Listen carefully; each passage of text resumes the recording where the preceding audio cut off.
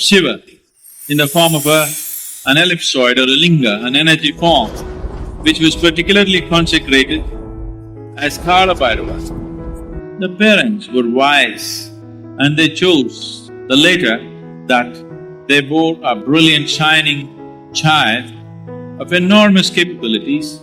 He came in touch with that dimension of consciousness which we refer to as Kalabhairava. This is a beautiful story in the tradition.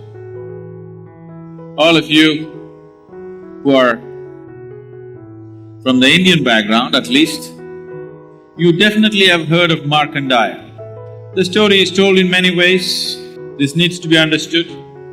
Markandeya was a child. When he was born or before he was born, this choice was made. The parents had to choose. Either they'll have an idiot who will live for 100 years or a brilliant shining being who will live only for 16 years.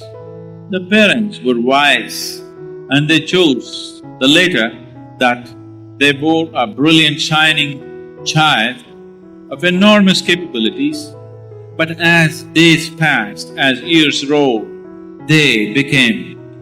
because they know the expiry date. Every child you bear has come with the expiry date, it is just that you don't know the expiry date, including yourself. But now they know the expiry date of their child, so they became very tortured as the date came close. And they revealed this to the child because the child was phenomenally wise and knowledgeable. And when the moment came, when the god of death, Yama, came to claim his life, Markandeya, who knew the ways of life, just did one simple act. There was a form of Shiva in the form of an ellipsoid or a linga, an energy form, which was particularly consecrated as Kalabhairava. And he just held the linga.